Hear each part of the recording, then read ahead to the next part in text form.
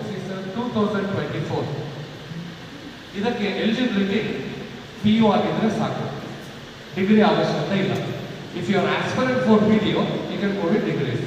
ಗಮನಿಸಿ, ವಿದ್ಯಾರ್ಥಿಗಳಿಗೆ ಬಂದು 100 ಮಾರ್ಕಿಗೆ ನೀವು 100 ಅಂಕಕ್ಕೆ ಬರೆಯುತ್ತಿರುವಂಥ ಪರೀಕ್ಷೆ ಆಗಿದೆ.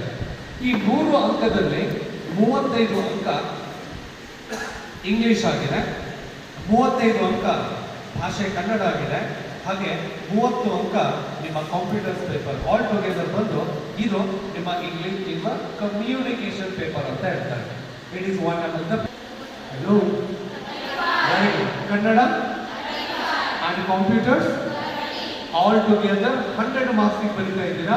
What is the education qualification? Second PU, based on second PU. Next ಬಂದು PDO ಪರೀಕ್ಷೆಗೂ ಕೂಡ ಇದೇ ಸಿಲೆಬಸ್ ಇದೆ, ಸ್ವಲ್ಪ ವೇರಿಯೇಷನ್ ಆಗ್ತಾ ಇದೆ. ಅದೇನು ಅಂತ ಹೇಳ್ಕೊಡ್ತೀನಿ. ಹಾಗಾದ್ರೆ 35 ಅಂಕದ ಈ ಇಂಗ್ಲಿಷ್ ಪರೀಕ್ಷೆಗೆ ಬೇಕಿರುವಂತ ಕಂಟೆಂಟ್ಗಳೇನು ಅಂದ್ರೆ, I have divided it to 3 parts. Part 1 is grammar, that is general grammar, followed by second part is vocabulary. ಇದರಲ್ಲಿ ತುಂಬಾ ಅಂಕಗಳನ್ನು ಕಲ್ತ್ಕೊಳ್ಳುವಂಥದ್ದು. ಥರ್ಡ್ ಪಾರ್ಟ್ ಬಂದು ಪ್ರಾಕ್ಟಿಕಲ್ ಇಂಗ್ಲಿಷ್ ಅಂತ ಇದೆ. ಬನ್ನಿ ಒಂದೊಂದಾಗಿ ನೋಡ್ತಾ ಹೋಗೋಣ. Yes, slide up please. Students, this is part 1, grammar. ಕನ್ನಡದಲ್ಲೂ ಕೂಡ ಇದೇ ಗ್ರಾಮರ್ ಇದೆ. ನೀವು ಕನ್ನಡ ಪತ್ರಿಕೆಯನ್ನು ಬರೀತಾ ಇದ್ದೀರಾ 35 ಮಾರ್ಕ್ಸ್ಗೆ ಇದೆ. ಕೆಲವೊಂದು ಬದಲಾವಣೆ ಇದೆ ಭಾಷೆಯಲ್ಲಿ. ಸೇ ಫಾರ್ ಎಕ್ಸಾಂಪಲ್, ಕನ್ನಡ ಭಾಷೆಯಲ್ಲಿ ಹೀಗೆ ಲಘು, ಗುರು, ಸಂಧಿಗಳೆಲ್ಲ ಬರ್ತೀರ. ಇದೆಲ್ಲ ಇಂಗ್ಲಿಷ್ ಭಾಷೆಯಲ್ಲಿ ಇಲ್ಲ.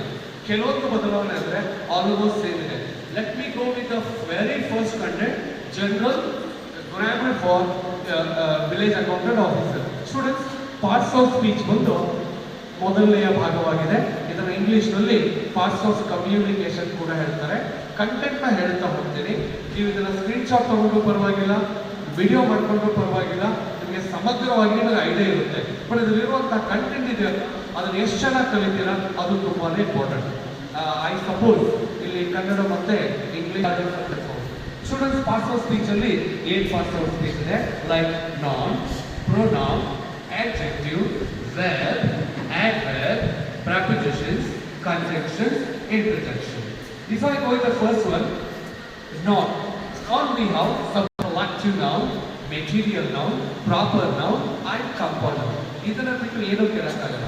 If you go with the pronoun, second part ಬರೋದಾದ್ರೆ we have subjective pronoun, objective pronoun, possessive pronoun, reflexive pronoun, emphatic pronoun, relative pronoun, interrogative pronoun, indefinite pronoun, and we do have reciprocal pronoun and like that. Totally ಬಂದು ಒಂದು 10 pronouns